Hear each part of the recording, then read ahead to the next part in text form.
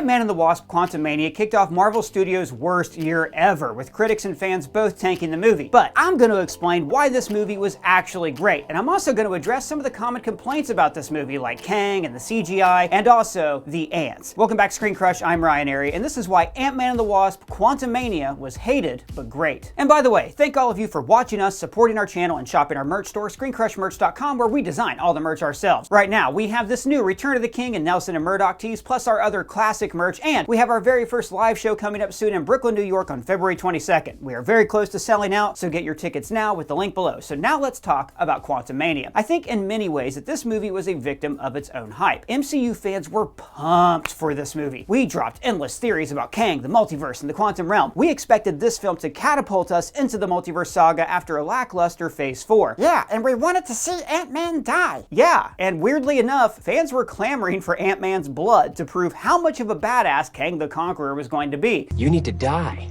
So those were our expectations, but then the box office dropped 69% the movie's second weekend. Yeah, because Kang got killed by ants and stuff. He didn't.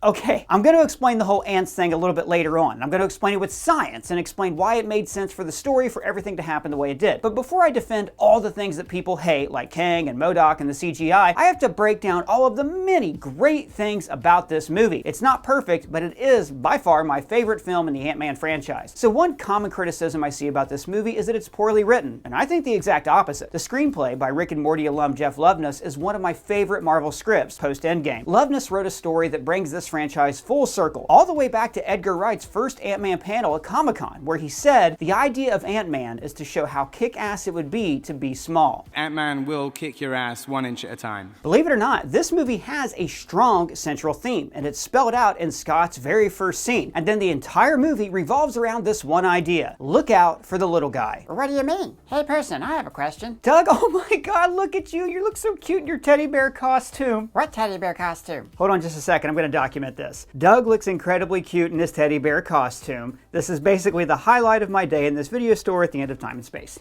Wait, what was that? Well, I've been journaling this year, making entries every day about all the animals in my life. Why are you journaling? Well, Doug, I've been journaling for years and for a variety of reasons. So, like about 12 years ago, for example, I was super depressed all the time, and journaling helped me to work out all my problems. I also journaled during the pandemic, and I keep a log of everything that we do every day here at the channel. I'm actually a big believer in journaling as a way to maintain your mental health, or to keep track of your new workout routine, or to even catalog every movie you've seen in the theater like I have done with this list. Jeez, what do you have, like 5 different notebooks for all those journals? I used to, but not anymore, because I have been using the premium features on the Day One Journaling app. By far, one of my favorite sponsors we have ever had from this channel. And by the way, guys, I'm not kidding. This is a paper log of every single movie I've ever seen in the theater. And now I'm going to start relogging them on day one, with notes about who I was with and what I thought of the movie. And you can also upload media, so I could upload posters or clips of movies, or just photos of my pets. One thing I love about Day One, especially instead of paper journals, is the search function. It's an easy way to search your entries and find every mention of someone or even of a movie. They also offer privacy with end-to-end encryption, so you know that your personal thoughts are going to stay private. And you know what? It's the new year, and journaling is just a great way to help condition yourself to new habits. Like maybe you're working out, you want to know how to keep a log or different to-do lists. Day One has tons of templates to help make journaling simple. And the premium features like speech to text, which I just used, and unlimited devices make this app so much easier than using a doc program or paper journals that you could turn around and lose. In fact, if you want to try Day One Premium, we have an offer exclusive to you ScreenCrush fans. Go to dayoneapp.com/ScreenCrush and use the code ScreenCrush to unlock a 2-month free trial of Day One Premium. That's DAYONE app.com/ScreenCrush, and then you'll see why this is the #1 journaling app out there. Again, click the link below and use the code ScreenCrush to unlock an exclusive 2-month free trial of Day One Premium. Now, back to what I was saying. The entire movie revolves around this idea that people who are small, defenseless, and weak and weird can actually triumph over conquerors and the strong if they work together. Now, this was also the studio's goal for this movie. Ant-Man was always seen as a lesser franchise, and they wanted to give him his chance to shine. Ant-Man is a lesser franchise? Yeah, I mean, it made less money, and people joked about Ant-Man going in Thanos' butt. What do you make of the Ant-Man kills Thanos by crawling up his butt meme?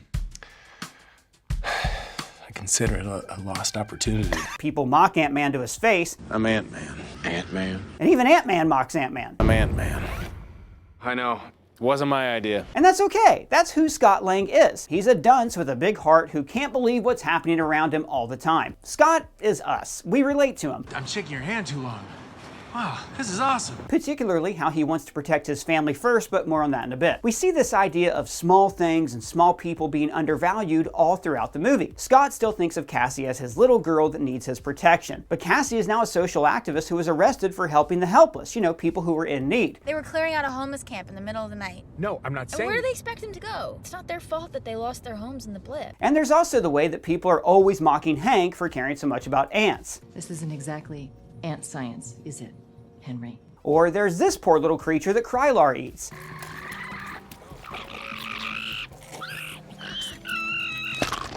And of course, there's the group of rebels and refugees who are outcasts from Kang's perfect society. But the movie shows us all of these small people gaining the upper hand. Cassie proves herself to her dad. The ants defeat Kang. Yeah, that was stupid. I will talk about the ants later on when I am ready. The point is, the ants are mocked, but then they save the day. One of the creatures in the drink grows large and gets revenge on Krylar, and the rebels and refugees end up overthrowing Kang. But the movie isn't just a string of Davids and Goliaths. The movie is constantly showing us the danger of labeling people who are different as useless or the other. For example, before Scott drinks the ooze, he sees the village as a bunch of weird, creepy aliens. Let me go! Let me go! But afterwards, he sees them as people. Weird, quirky people. Why can I understand you? Oh, great, that's the ooze. Hey, everybody, it worked! They even make sure to reveal that this person is actually adorable with big Disney eyes. Now it's subtle, but all of this plays into the movie's theme of conquering othering or ethnocentrism. Oh, what's that? And very basically, it's when you perceive yourself and your way of life as the correct way to be, and you see everyone else as a weird outsider. The movie addresses this in subtle ways, like when Scott says, Is that building alive? Veb replies, Yours are dead? I love this line. It shows how easy it is to see people as objects, like how Scott sees the buildings. But also, Veb just assumes that all buildings were once alive. So each of them are in their own way sharing a small bit of their culture with one another. And I got genuinely sad when Tubehead died. Around me are familiar faces. The soldiers who serve Kang are all uniformed the same. They're faceless soldiers, just like in the comics. Whereas the people opposing him all look different from one another. And the irony here is that Kang is also an outcast from his own people, but more on Kang in a bit. The opposite of ethnocentrism or othering is empathy, or in the case of Quaz, telepathy. Quaz is able to see directly into people's minds and understand exactly who they are, even if he doesn't want to. Really wish I couldn't. Everyone is disgusting. And of course, this theme takes center stage when Cassie leads a revolution to overthrow Kang, where she invokes the theme of the movie. We need to look out for the little guy. And then she tells the people that they are strong because they are so small, and because there are so many of them. Come to the tower! Fight back! I know you've been waiting. Now is the time to strike. He knows he can't take all of us. Cassie and the others win by embracing differences, by embracing their smallness, while Kang believes that in order to save the world, or the multiverse, you have to erase it and build a perfect world from scratch. That's what conquerors do. They burn the broken world and they make a new one. Yeah, look, that's all great, but didn't we kind of see this in Thor Ragnarok? The revolution has begun. Yes, we did. But what Quantumania does so well is it connects this theme to Cassie and her dad. Ant-Man has always been a series about family. Cassie is the reason for Scott's hero's journey. He became a hero just to get money to pay child support so he could see his daughter. But then he wanted her to look up to him as a superhero. So, after Avengers Endgame, Scott is ready to live happily ever after. He's cashing in on his celebrity, writing books, there's merchandising. Hell, he doesn't even pay for his coffee. Scott has become one of those elites that Cassie is protesting against. So now she is holding him accountable, asking him to do more and to keep on fighting. At least I'm still trying to do something with mine. And in a meta way, you could read this as Marvel signaling that they're no longer going to tell stories that are simply follow-ups to Avengers Endgame, and instead they're going to tell a new story about Kang and the Multiverse Saga. But Scott just can't let go of his past. He saved the universe, but he lost time with his daughter. So he still treats Cassie like a little girl instead of getting to know who she is as an adult. I know how to take care of myself, okay? Trust me, I'm pretty good at it by now. And this is actually the first Ant-Man movie where Scott has an actual, real character arc. He is a different person at the end of the film. Development. Now, like I said earlier, his priority, number one, was always to protect his daughter. The one time he did not put her first to help Captain America, he was put on house arrest and separated from her. The first two Ant-Man movies were about Scott trying to make time for Cassie. And when they first get to the quantum realm, Scott just wants to get her out of harm's way instead of helping the people there. Cassie, let's go! But throughout this movie, Cassie helps her dad become an actual real superhero. In the other movies, Scott never really risks anything. Like in part 1, he needed the money that Hank was offering. In part 2, he helped Hope and Hank to rescue Janet because he felt bad for ruining their lives. And in this movie, he is willing to give an evil dictator access to all of space and time just to keep his daughter safe. Now gradually though, throughout the film, he accepts that Cassie is going to be a superhero, whether he likes it or not. Jump tap, right? One move, jump tap. I know how to do it, Dad. And finally, his story comes full circle when he's finally ready to face Kang alongside his daughter. And then he's actually willing to sacrifice more time with her. He risks being stuck in the quantum realm just to stop Kang. So it's Finding Nemo, but with ants. Exactly. And my favorite sequence in the movie is the perfect combination of theme, character, and imagination. It's when Scott steps into the probability field. Now, in a way, it's a classic Ant-Man heist scene. He just has to steal a thing to save Cassie and whatever. But what is the ultimate obstacle for a scatterbrained dipshit like Scott Lang? Indecision. Scott has always just gone with the flow and listened to others. He never really thinks things through and he makes impulsive decisions going with his gut. That's how he got arrested in the first place. So of course, he has trouble focusing and making up his mind. So every single possible choice he could ever make becomes a different Scott. Even the addition of the Baskin-Robbins Scott is great. Why are you dressed like that? Because I work at Baskin-Robbins. Especially this line in the background right here. Do you have ice cream? Because of course, a version of Scott would get distracted by ice cream. But Cassie's voice is the only thing that could possibly make all of these Scotts focus. If you can hear me, come back. How are you able to do that? I'll tell you how. We all want the same thing. So what we have here is a bunch of little guys united in purpose to achieve a common goal. That is the perfect combination of theme and character for this film. So the movie has theme, it has character development, it has heart, and it's also one of the funniest Marvel movies. And no wonder, it is written by the guy who wrote Claw and Hoarder, one of the all-time greatest episodes of Rick and Morty. Why can you talk again? It's not important, Jerry. Okay, but why Florida? Because they don't ask questions. They play volleyball, they party, and they have fun. Right. Now, a lot of people criticize the movie because it was very much like Rick and Morty. But the movie doesn't just clone Rick and Morty gags. It has a lot of heart and optimism that can never shine through in a show that's as cynical as Rick and Morty. Nobody exists on purpose. Nobody belongs anywhere. Everybody's gonna die. Come watch TV. Paul Rudd's inherent sweetness just like shines through this character. It's like we're camping. We love camping. We've never been camping. But we've always talked about it. Earlier, I mentioned the ooze scene, which I love. It's like a creepier Ewok introduction. Yeah, you know, we don't really talk about that. Those teddy bears were just gonna cook those people alive and listen to their screams and then eat them for fun. Right? And then people wonder how they defeated the Empire. Yeah, I mean, all I'm saying is that I don't see any stormtrooper bodies at the Ewok party, just empty helmets. That's suspicious. That's weird. Super dark high five. Anyways, think about that ooze scene. That whole thing was really just a way to make sure that everybody in the movie spoke English, which they didn't really have to explain. You didn't need to explain that. They don't really bother explaining it in the first few Marvel movies like Guardians of the Galaxy. But they found this imaginative way to introduce Scott to this world, to these people, and it also gave us the gift of Veb. Hi, I am Veb. You just drank me. And during the climactic battle, there's this sense of joy that most MCU third acts just don't have, like when Veb gets holes. I have holes!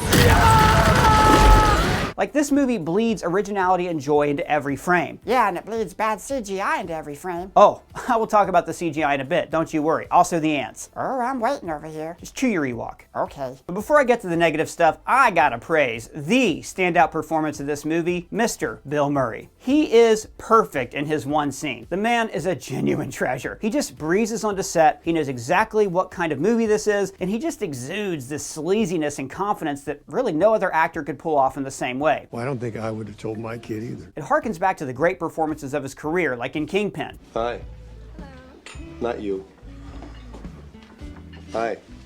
And after he eats a little alien in the cup, I love this swagger he gives, you know, like Big Ern McCracken or the lounge singer on SNL. And there's also the way he's able to subtly belittle Hank in the nicest way possible. I've heard so much about you and your ants. But Bill Murray is not a legend just because of his comedies. In his dramatic roles, he always brings this sadness, this like really subtle intensity. He's always the guy who is aware of his emotions but keeps them bottled up for his own good. And there's a moment in this scene where he reveals that he has turned Janet in. He can be very persuasive. Let's pay him a visit. When that Murray every facade slips away, you're actually kind of scared of the guy. And in just a couple sentences, he becomes this old soldier who's given up the fight and just wants to eat tiny people until he dies. Yeah, ugly CGI people. All right, Doug, you know what? Let's talk about the CGI in Ant-Man and the Wasp: Quantumania. Yes, the movie was rushed into theaters with unfinished visual effects, and afterwards, Marvel VFX artists gave anonymous interviews to Vulture where they talked about how the studio kept changing their minds about what they wanted and how they had to piece together the performances in post. And they talked about how Wakanda Forever took precedence over the visual effects in this movie. Not to mention the completely inhumane working conditions and 80-hour weeks they were forced to work. Well, I don't see anything wrong with that. Get to work. And yeah, Doug, there are some shots in this movie that are unfinished or murky or just sloppy. MODOK looks way better in the film's climax than this uncanny valley monstrosity we saw when he was introduced. Like recently I watched a really good video by Y Reviews where he points out the rubbery CGI of Cassie in this battle and a few other VFX mistakes. It's a really good video, you should watch it, but it only focuses really on that one scene. Now look, I'm not a visual effects expert or an artist, but there are thousands of VFX shots in this movie, and a huge majority of them are good or even great. Like everything with Kang in his city. An army of the best people in the business worked their asses off to make this movie, and for most of the movie, it shows. Because even if the CGI sometimes falls short of the scope they were aiming for, the production design is vibrant and imaginative. Wait, what's the difference between CGI and production design? Basically, the production design is the design of the characters and setting, and the VFX is part of the execution of those designs. That's an oversimplification,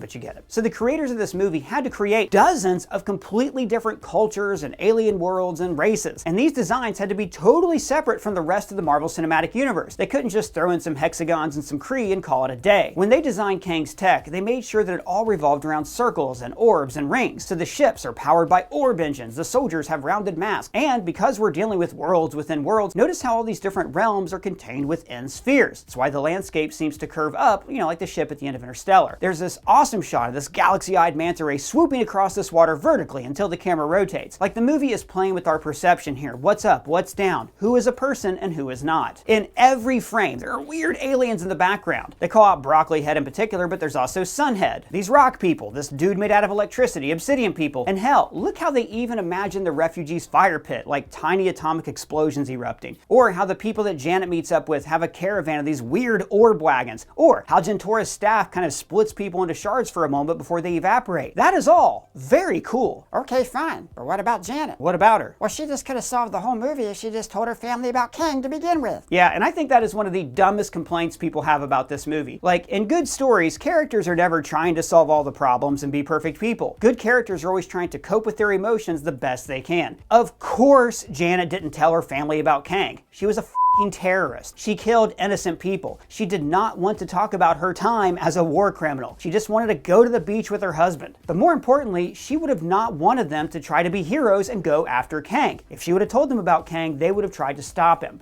Like, her story parallels Scott. For her, it's family first, heroic second. In fact, I actually love Janet in this movie. She is a jaded, badass warrior with like a very strongly hinted history. Like, people compare her to Rick Sanchez, but Rick is a sad, cynical asshole, while Janet is optimistic and has everything to live for. Michelle Pfeiffer knows she's supposed to be in a silly ant movie, but she never stops bringing gravitas to this part. And how many worlds will die if you get out? Yeah, but okay, so what about Kang? Jeez, what a waste. No, dude, you're looking at this wrong. We all approached this movie with the expectations for how Kang would be a villain in the multiverse saga, instead of asking if Kang was just a good villain for this movie. And if you want to nitpick, yes, Darren probably should have been the evil dictator in the quantum realm, because that would have been more fitting for the trilogy, but I digress. The point of the movie is to show the little guy beating an unstoppable giant, and Kang is framed as this imposing, powerful figure. People won't even say his name. He will burn the world to find you, the conqueror.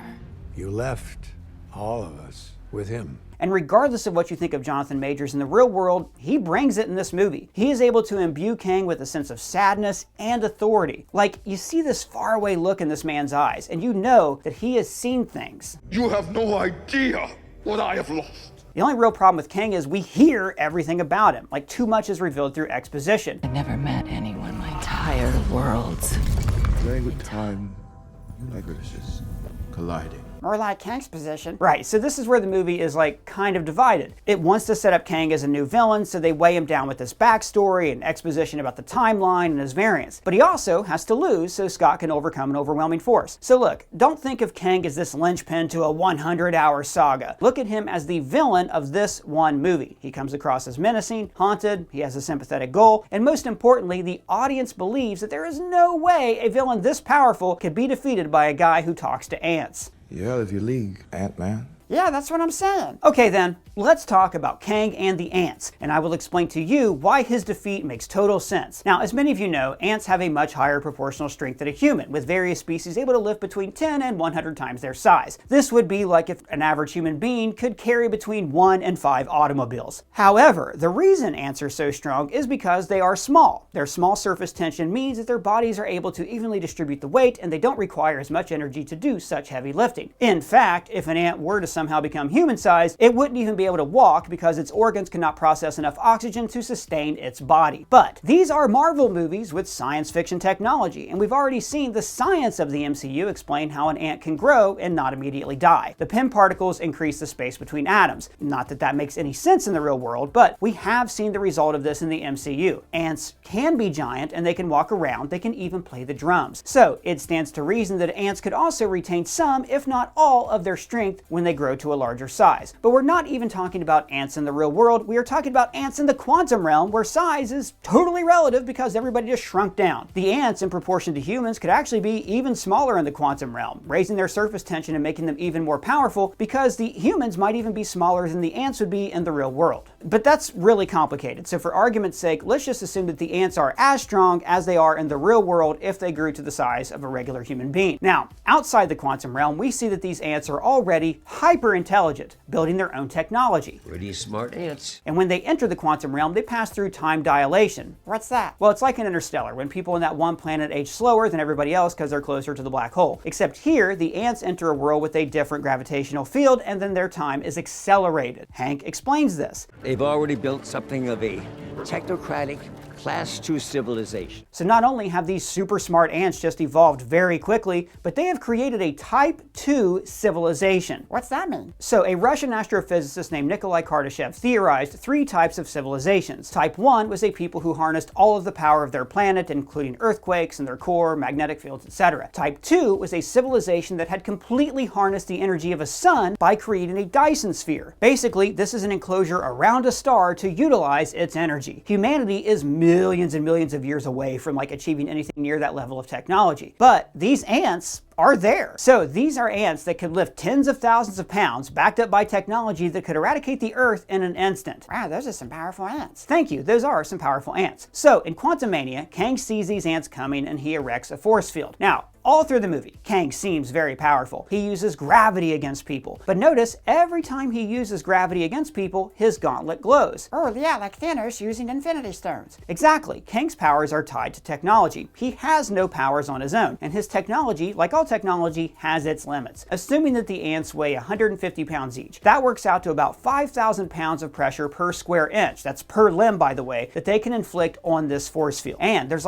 hundreds of ants here, and this is all, by the way, a conservative estimate. So just to give you some perspective on how powerful this is, Ivan Drago from Rocky IV was able to punch up to 2,000 psi. So one ant equals 2.5 Ivan Dragos, times several hundred ants. But even then, that's not even what brought down Kang. All throughout the movie, we see him being cruel to MODOK. Do not speak when I am in the room. And then finally, MODOK rebels, penetrates the force field, weakening its surface area, and that is what ended up bringing down Kang. The ants then damage his gauntlet, you can see it sparking here, and then afterwards, he no longer is able to control gravity or use his powers. And that's why Scott had to engage him in fisticuffs. And this scene where Hank shows up with the ants is epic and the ultimate expression of the movie's theme. But I also loved how the movie brings this franchise full circle. There are so many payoffs to the original film. It's the bee guy.